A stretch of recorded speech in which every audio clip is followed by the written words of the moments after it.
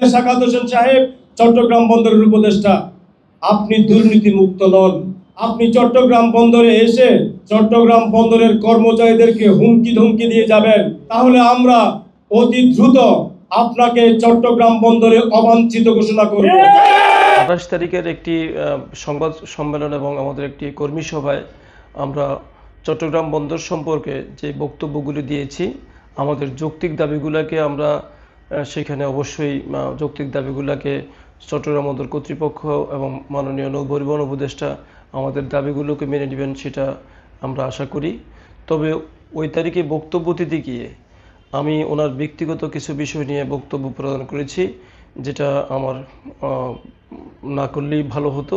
আমি আমার ওই বক্তব্যের ওই অংশটুকু প্রত্যাহার করে নিচ্ছি এবং এই বিষয়টা নিয়ে আমি দুঃখ প্রকাশ করছি।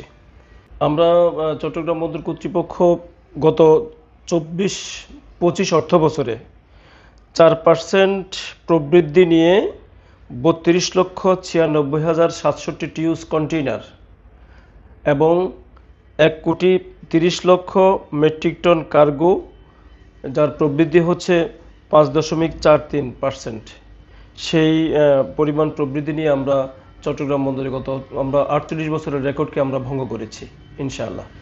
আমরা এই প্রবৃদ্ধি প্রমাণ করে যে চট্টগ্রাম বন্দর কর্তৃপক্ষ তার নিজস্ব ব্যবস্থাপনায় বন্দর পরিচালনা করতে আমরা সক্ষম। আমরা আশা করব, আমরা যেটা পূর্বেও বলেছি, যে ইনশাআল্লাহ আমাদের কর্মকর্তা এবং কর্মচারীদেরকে যদি যথোপযুক্ত প্রশিক্ষণ দেওয়া হয়, তাদেরকে প্রশিক্ষিত করে যদি আমরা চট্টগ্রাম বন্দরকে পরিচালনা করি, আমরা দিনে দিন আমাদের প্রবৃদ্ধিকে আরও উচ্চতর পর্যায়ে নিয়ে যেতে পারবো বলে আমি বিশ্বাস করি ইনশাআল্লাহ।